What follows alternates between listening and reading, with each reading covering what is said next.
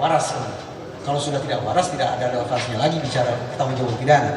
Jadi pertama sudah harus dipastikan dia sanity-nya sudah oke, dia waras. Kalau sanity-nya oke, berarti kemudian tahap berikutnya ditentukan oleh dua faktor. Pertama, cognitive competence dan mudah-mudahan tidak salah tulis, volitional, bukan polisi ya, volitional pakai V, volitional competence. Secara sederhana, cognitive competence menyangkut pemahaman seseorang tentang perbuatan pidana yang dilakukan. Dia paham tidak apa yang dilakukan. Dan yang kedua, ada terkait dengan kehendak. Nah, di atas kertas, kalau seorang pelaku dianggap memiliki cognitive competence, artinya pemahaman dia punya. Volitional competence dia juga ada, berarti pemahaman ada, kehendak pun ada, maka dia dinyatakan criminally responsible, dia bertanggung jawab secara pidana. Kalau kedua-duanya ada, maka dia dinyatakan criminally responsible, bertanggung jawab secara pidana, artinya utuh, penuh bertanggung jawab. Kalau kedua-duanya tidak ada, maka dinyatakan not criminally responsible, tidak bertanggung jawab secara pidana. Dia pemahaman tidak ada, kehendak pun tidak punya, maka sah sudah tidak bertanggung jawab secara pidana, not criminally responsible. Yang kompleks adalah kalau yang sudah abu-abu. Sederhananya, anggap saja ini hanya sederhana. Dia kognitifnya punya, tapi volitional tidak ada. Atau sebaliknya, kognitifnya tidak ada, tapi volitional ada, maka sebutannya adalah partially responsible, bertanggung jawab sebagian. Oke, Izin dulu. silakan dulu. Kalau kemudian ditanya sebagian itu berapa? Wah, saya tidak sampai ke situ majelis. Apakah 30%, 40%, 50%? Ditelaah, dicermati kasus per kasus. Silakan. Ya, karena izin majelis mungkin karena hanya ada dua variabel, mungkin orang menganggap berarti 50%. Oh tidak. Partially responsible atau bertanggung jawab sebagian itu bisa. Misalnya ada dua orang yang bertanggung jawab, sebagian ini hanya 30%, selebihnya 70%. Yang ini 10%, yang ini 90%, yang ini 50%, ini 50%. Bisa saja. Oke. Karena sudah dinamis itu.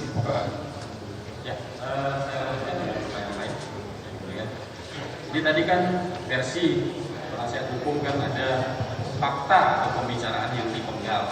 Jadi sekarang dari fakta penuntut umum. Jadi sebagaimana pemeriksaan kemarin. Sebentar penuntut umum. Agak kesulitan saya lihat dari depan ahli ini mencerna pertanyaan. Bisa dibuka maskernya sebentar. Agak kesulitan dia, agak goyang biasa lihat dari sini. Sebentar saja ya. Oke, baik, silakan. Fakta yang saya maksud tadi menurut kami lengkap yaitu terkait ada tadi penasihat hukum mengatakan ada kan pemenggalan beberapa percakapan. Bagi kami itu merupakan pemenggalan di dalam BAP dalam rangka menunjukkan salah satu pembicaraan saja gitu. Tetapi secara utuh sebenarnya pembicaraan itu ada dan sudah kita buka di depan persidangan dan disaksikan oleh penasihat hukum, terdakwa, penuntut umum dan juga majelis hakim. Pertanyaan saya, apabila yang dipenggal itu merupakan hal yang ingin dikonfirmasi tetapi hasil lengkapnya ada, apakah itu masih bisa dikatakan itu merupakan bukti yang palsu atau bukti yang dimanipulasi seperti yang saudara sampaikan tadi? Saya hanya ingin mengulangi yang saya katakan majelis, bahwa saya akan memproses apa yang ada tersedia bagi saya. Oke, itu jawabannya. Ya, terima kasih ya. Satu lagi, Silakan. ini boleh dijawab, boleh tidak. Tapi saya dari kemarin saya tertarik, oh ini nanti cocok pertanyaan ini buat psikologi forensik. Menurut ahli, adakah kejahatan yang sempurna? Maaf izin majelis, Silakan. sepanjang literatur ilmiah saya baca tidak ada itu istilah perfect crime. Hitung-hitungan di atas kertas secara teoritis memang semuanya menjadi seolah-olah sempurna. Tetapi itu kan ada penjelasan normatif, ada penjelasan deskriptif, ada penjelasan preskriptif. Ketika kita bicara teori, tentu semuanya menjadi normatif, serba ideal, serba sempurna. Tetapi realitasnya adalah banyak yang tidak sempurna, deskriptif. Tinggal lagi kemudian pemikiran preskriptif, bagaimana mendekatkan kesenjangan itu. Yang tidak sempurna didekatkan ke yang sempurna. Tidak ada istilah kejahatan yang sempurna. Oke, itu jawabannya. Terima kasih, Ali. Masih ada yang lain? Iya. Satu atau dua? Atau banyak? Ada lagi? Silakan. To the point. Nah.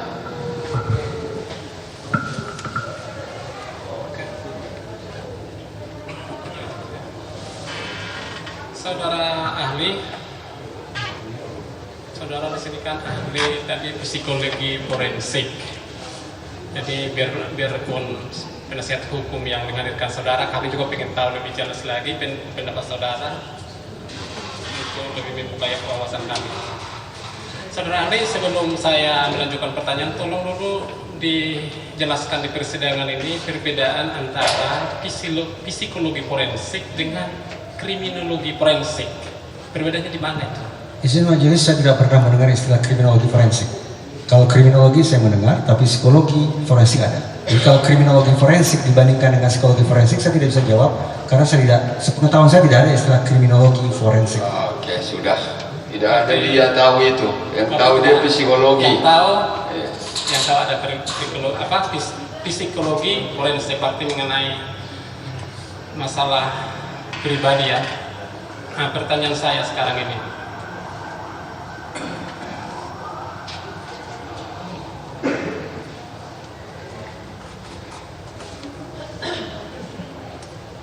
terkait mengenai cat yang ditunjukkan oleh penasihat hukum tadi untuk menyisihkan terawas untuk bonus anggota. Dari sisi pemahaman, apakah ini kalau menurut ilmu yang saudara ahli ketahui dari yang disampaikan oleh penasihat hukum tadi, yaitu terhadap cat tadi, itu kalau dari sisi pemahaman, apakah terdakwa memahami apa yang dilakukannya itu? Dengan asumsi bahwa terdakwa orang yang waras, dengan asumsi yang bersangkutan memiliki kecerdasan paling tidak rata-rata, bahkan mungkin lebih dari itu, maka kita punya alasan untuk mengatakan komunikasi itu, chat itu berlangsung antara dua orang yang paham. Yang paham ya. Oke. Sekarang ini udah jadi kasus. Akhirnya ada orang yang jadi terdakwa, bahkan terdakwanya lebih dari satu. Ketika seseorang, dalam hal ini terdakwa, melakukan chat tadi sebagaimana yang disampaikan oleh penasihat hukum, akhirnya terjadi perpindahan sabuk dan ada yang sudah sebagian terjual.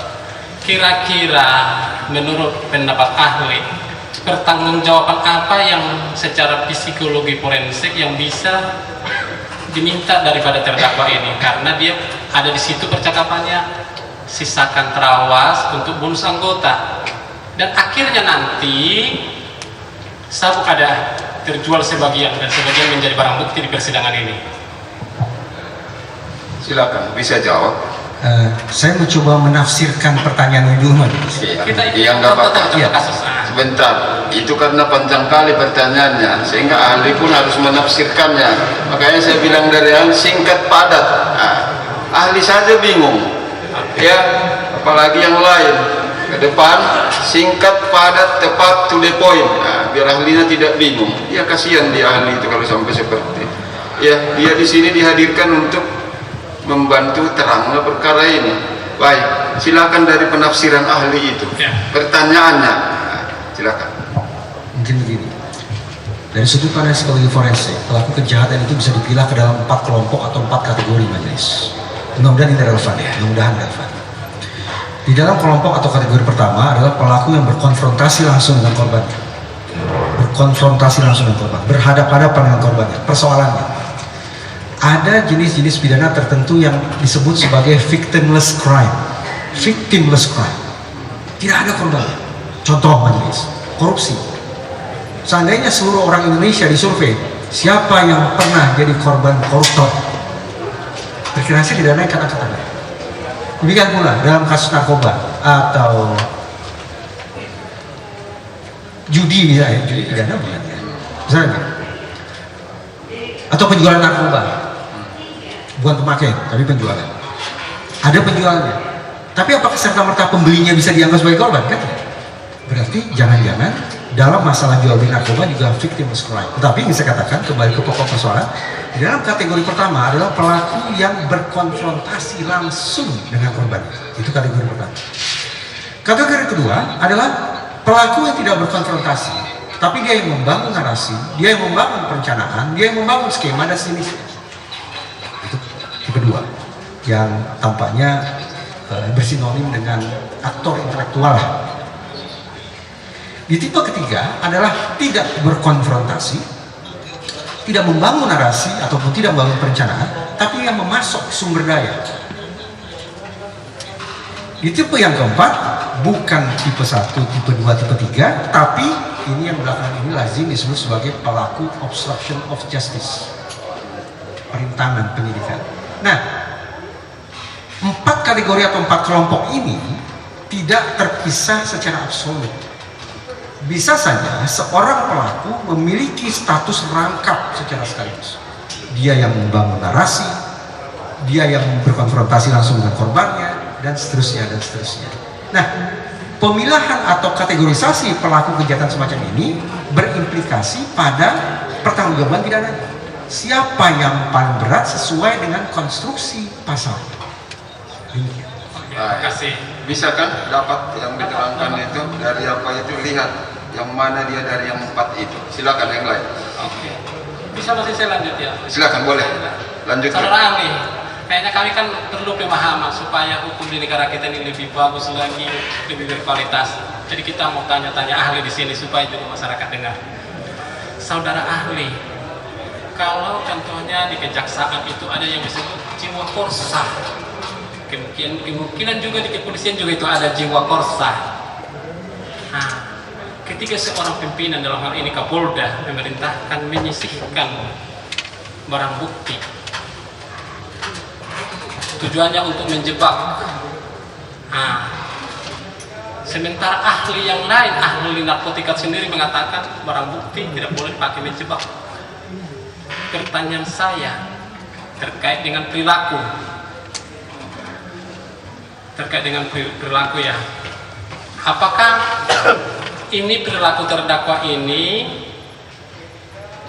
bagian daripada jiwa korsa? Seperti kan saya sebutkan tadi mengenai jiwa kors. Silakan. Majelis, istilah jiwa korsa bisa kita gunakan kalau kita memotret lebih dari satu orang. Ilustrasi yang diberikan oleh saudara penuntut umum tadi menyebut 2 subjek, yaitu seorang polisi dan ahli BNN. Saya tidak bisa menangkap jiwa korsa yang mana yang sebetulnya sedang dibicarakan. Apakah ini sesungguhnya saudara penuntut umum sedang mempertanyakan jiwa korsa atau tentang yang lain? Saya tidak tahu. Kalau jiwa korsa Atau saya Sebentar, tunggu dulu, selesai dia menjawab. Lanjutkan dulu jawabannya. Jadi sekali lagi, dalam ilustrasi yang disampaikan oleh penuntut umum tadi, saya tidak menemukan gambaran ada beberapa personil penegakan hukum. Spesifik ada beberapa personil yang bahu-membahu bekerja, entah itu bekerja secara benar atau bekerja secara menyimpang, sebagai manifestasi jiwa korsa mereka. Saya tidak menangkap gambaran itu. Karena sekali lagi, yang disebut oleh penuntut umum tadi hanya 2 pihak, yaitu polisi, Kapolda kalau tidak salah disebut tadi, dan ahli BNN. Oke. Saya tidak bisa menangkap. Itu jawabannya. Iya. Itu pun jawaban dicatat itu semua. Baik, yang lain, pertanyaan lain. Oke, saudara ahli, berarti pertanyaan lain lagi. Saudara ahli, ini kasus sudah bergulir, sudah ada dalam proses penyidikan itu penetapan tersangka, bahkan ada orang sudah ditangkap. Pertanyaan, terdakwa ini melalui penasehat hukumnya, tapi bukan Pak Hotman Paris ya, bukan saat itu, membuat surat catatan melalui istri terdakwa mengirimkan kepada terdakwa lainnya supaya kasus ini supaya bisa ditutup-tutupi, artinya supaya clear beliau. Perilaku ini model menurut saudara ahli bagaimana? Boleh tidak diulangi kembali perilaku yang mana supaya saya tidak salah tafsir? Gitu. perilaku daripada terdakwa yang menulis surat supaya Baik, saya ambil alih biar jangan bingung. Penuntutnya lebih tenang, dia tenang dulu duduknya biar jelas. Baik, ahli, pertanyaannya begini. Ada dibuat surat menurut penuntut umum dari terdakwa ini ke istri terdakwa lain. Intinya ingin menutupi adanya tindak pidana ini. Pertanyaan beliau itu dilihat dari fisiologi keilmuan saudara, bagaimana pendapatnya? Nah, silakan. Mengacu situasi yang majelis sampaikan atau gambarkan, boleh jadi itu merupakan bentuk misi dua kejahatan. Oke, itu jawabannya. Singkat padat dia menjawabnya. Pertanyaan lain. saudara ahli, nggak banyak lagi saudara, nanti teman-teman lanjutkan. Posisi daripada terdakwa ini sebagaimana yang ahli terangkan tadi, posisi di atas, arti superior. Terus ada anak buahnya yang korban, yang anak buahnya yang menjadi saat ini juga terdakwa di persidangan, yaitu Kapolres Bukit Tinggi. Kalau menurut saksi dari perintah sebagaimana yang ditayangkan penasihat hukum tadi, saat itu ada perintah sisahkan sabu. Menurut saudara ahli, siapa yang di sini sebenarnya yang menjadi korban? Terdakwa atau pihak yang disuruh? Saya boleh bertanya ya. Tadi itu ada dua yang ditampilkan. Yang mana yang dimaksud oleh saudara? Yang tadi cat pertama kan, tolong sisihkan. Chat pertama. Chat pertama berarti tanpa emoji. Untuk bonus anggota ya. Chat pertama tanpa emoji. Ya. Menurut saya tidak ada korban, guys. Tidak ada korban. Tidak ada korban Karena di sana. pihak yang potensial untuk mendapatkan perintah salah itu justru menolak. Oke, cukup. Nah, maksudnya saya berjelas saudara ahli kan tadi yang pertanyaan sebagaimana aku kutip penjelasan ahli tadi, ada posisi yang superior. Yang superior di sini pastinya Kapolda menyuruh Kapolres Bukit Tinggi. Yang pertanyaan saya, siapa di sini yang korban? Pihak yang memberikan perintah salah itu ada. Kalau mengacu pada gambar pertama majelis ya, bukan gambar kedua. Pada gambar pertama, pihak yang memberikan perintah salah itu sangat nyata. Tadi sudah saya katakan, absolut ini perintah yang mengandung muatan criminal intent di dalamnya. Tapi ternyata peristiwa hanya dengan mengandalkan gambar itu tidak terjadi peristiwa pidana menurut saya. Dengan kata lain, kalau ditanya siapa korbannya, tidak terjadi apapun, maka tidak ada korban. Oke, cukup. Pihak yang diberikan perintah menolak.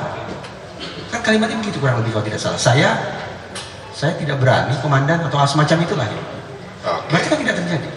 Dia tidak menjadi korban.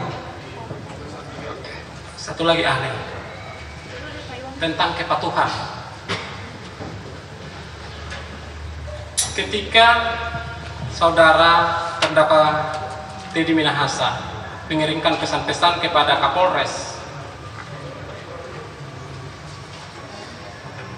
apakah ketika dilaksanakan oleh Kapolres Bukit Tinggi hasil chat tadi itu menyisihkan, itu masuk dalam analisa ahli, itu masuk kepada kepatuhan yang tinggi terhadap pimpinan? Harus diuji 3 tahap majelis. Saya sudah menyodorkan formulanya, silakan dipertimbangkan, silakan diterapkan. Oke. Sudah diterangkan tadi. Nah, pilih dia salah satu di antara yang 3 itu. Yang lain silakan, masih ada? Ada yang boleh. Silakan. Ahli, Coba dibuka. saya Mas kurang lagi kurang rentan. Oke, kuatkan suaranya kalau Baik. begitu. Nah, Tadi ahli menerangkan tentang teori superior ordnance defense. Begini, jika penerima perintah tadi ahli terangkan harus memiliki kemampuan. pertanyaannya. Baik. Tapi sudah panjang lebar diterangkan. Tinggal pertanyaan yang perlu sekarang. Silakan. Apakah seseorang yang menerima perintah tapi di diri internal pribadi si penerima perintah dia memiliki permasalahan psikis, bagaimanakah ilmu psikologi forensik melihatnya? Apakah teori SOD masih bisa dapat diterima? majelis, SOD sebagai sebuah formula untuk menguji sebuah klaim tidak bicara tentang persoalan psikis. Hanya 3 hal yang perlu ditakar secara kronologis, secara sequential, secara berurutan. Pertama, pastikan ada atau tidak perintah itu secara objektif, ada atau tidak. Jangan sampai salah tafsir, jangan abu-abu. Itu pertama, absolut harus dipastikan ini perintah. Yang salah tentu saja. Yang kedua, harus dipastikan si penerima perintah punya atau tidak kemampuan, kewenangan, dan kesempatan itu. Tidak memperhatikan persoalan psikisnya, tidak. Persoalan psikis bisa jutaan majelis. Dia sedang punya masalah dengan istrinya, dia punya masalah keuangan, dia punya masalah tetangga, dia punya masalah karir. Oh, persoalan psikis itu jadi sangat banyak. Tetapi SOD tidak menyinggung ke sana. SOD menyinggung pada tahap pengujian yang kedua, ada atau tidak. Penerima perintah ini punya atau tidak kemampuan, kewenangan, kesempatan untuk mengelak, apalagi menolak perintah salah tersebut. Berlanjut ke pengujian ketiga, kalau sudah terpenuhi, apa resikonya? Kalau ternyata tidak ada resikonya, dia menolak, tapi tidak ada resiko, ya praktis dia tidak bisa mengklaim dengan menggunakan, wah ini perintah atasan, karena tidak ada konsekuensi buruk yang dia terima. Jadi saudara penuntut umum, izin, karena saudara penuntut umum menanyakan saya dengan mengacu pada SOD, perlu saya tandaskan SOD tidak berbicara tentang persoalan psikis, Mas. Oke. Jawabannya SOD tidak berbicara psikis. Persoalan psikis. Nah, silakan yang lain. Walaupun dia memiliki kemampuan, tapi dia tidak melakukannya. Walaupun dia memiliki kewenangan, tapi dia tidak gunakan. Walaupun dia punya kesempatan, dia pun tidak menggunakan kesempatan itu. Semata-mata contoh, dia khawatir psikisnya, nantinya dia takut pangkatnya tidak naik-naik, nantinya dia takut akan dimutasi ke suatu tempat yang jauh di pelosok sana. Dapatkah teori SOD dapat diterima? Tidak, karena si penerima perintah tidak melakukan perintah salah itu. SOD diterapkan ketika si junior, si bawahan ini melaksanakan perintah salah dari atasannya, lalu dia membela diri dengan mengklaim bahwa perbuatan saya ini adalah karena perintah atasan dan saya tidak bisa mengelak, bahkan justru ada resiko buruk. Kalau kemudian si penerima perintah tidak berbuat apapun, tidak melaksanakan, tadi dikatakan oleh penuntut umum, maka tidak perlu SOD, karena tidak ada yang mau diuji di situ. Apa yang mau diuji? Karena dia tidak melaksanakan apapun.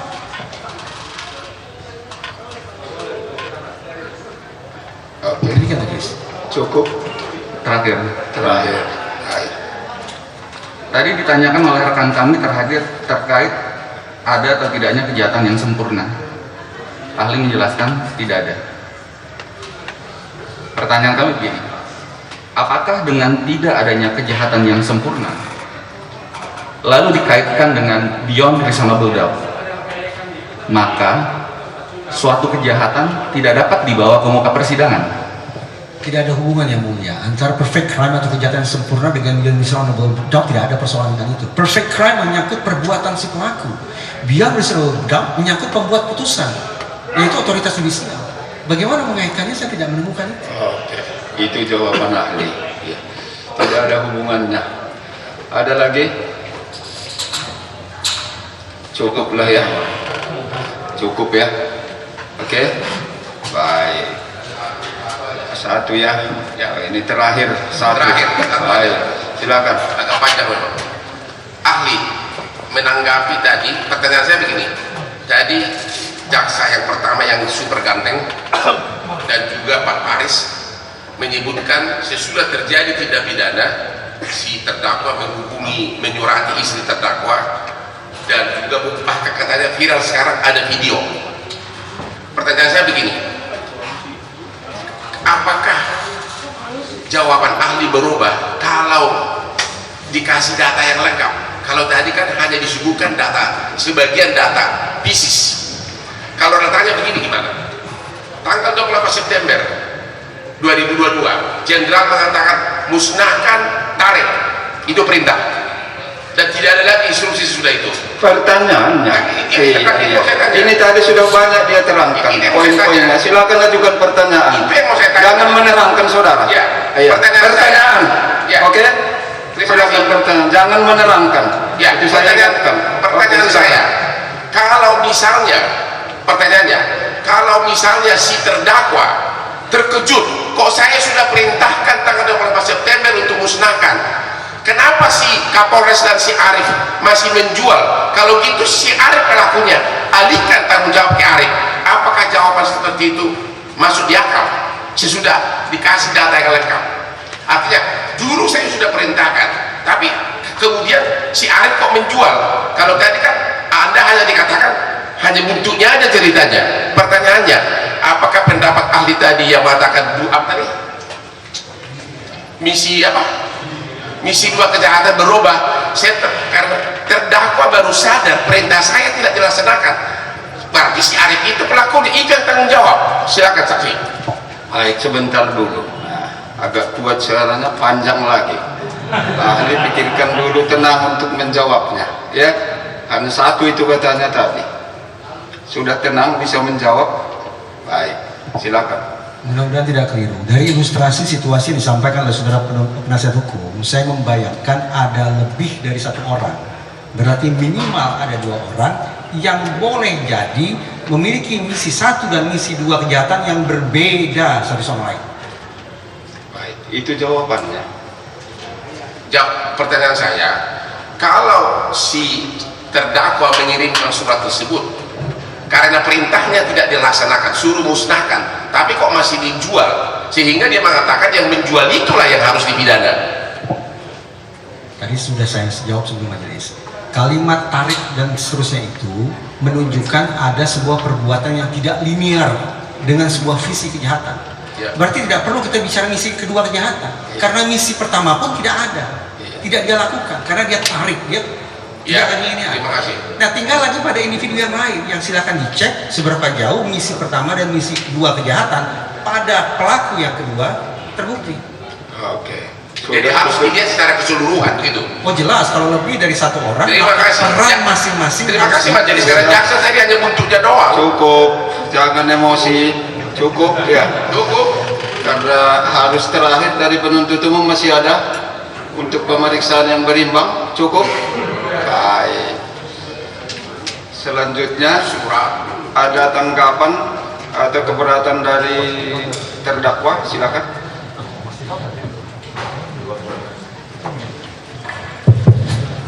Terima kasih majelis hakim yang mulia, jaksa penuntut umum yang saya hormati dan tim penasihat saya yang saya banggakan, serta saksi ahli yang saya cintai. Saya satu kalimat saja yang mulia.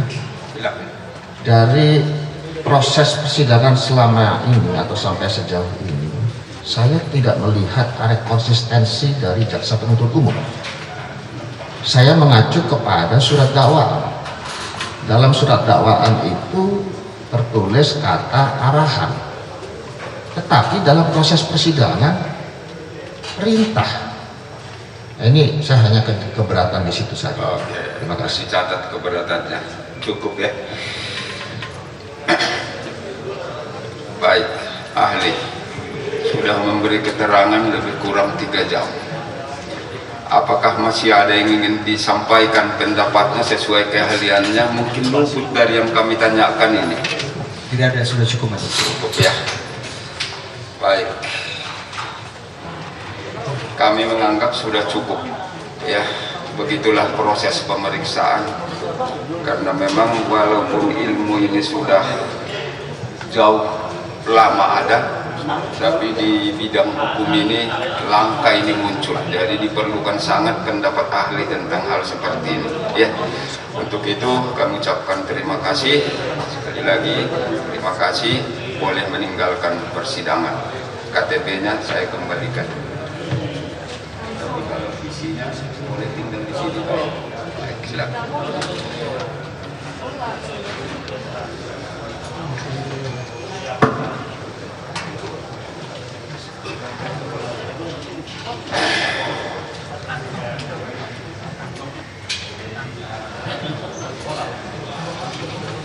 Baik, terdakwa pindah.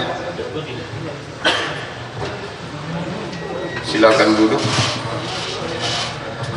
Baik, dari penasihat hukum sesuai dengan rencananya ada 2 hari ini. Apakah masih ada atau dianggap cukup? Tapi kami melihat di sini mengacu ke SEMA 2 tahun 1985 seleksi, penuntut umum juga sudah menghadirkan 4 orang ahli, penasihat hukum juga sudah 4, artinya sudah berimbang. Tidak ada timpang untuk itu. Tapi itu pun kami tanya sekali lagi, apakah masih tetap dalam janjinya hari ini? Silakan. Masih tetap dalam janji yang mulia, sudah cukup. Cukup ya. Baik, kalau demikian dari penuntut umum cukup, penasihat hukum juga sudah cukup dari ahli. Selanjutnya kita akan lanjutkan hari ini pemeriksaan terdakwa. Tapi jamnya sudah jam 12, kita skors dulu secukupnya. Penuntut umum juga sempat istirahat, penasihat juga dan terdakwa juga sempat untuk bisa dia mempersiapkan diri juga dalam memberikan keterangan, itu haknya juga ya. Jadi persidangan kita buka kembali.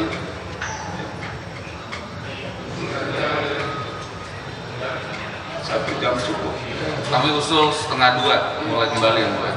Baik, saya minta tetap dari penuntut umum 1:30. 1:30? Setuju, baik. Ya, untuk pemeriksaan terdakwa persidangan hari ini kita skors, kita buka kembali pukul 13.30 WIB. Persidangan di skors.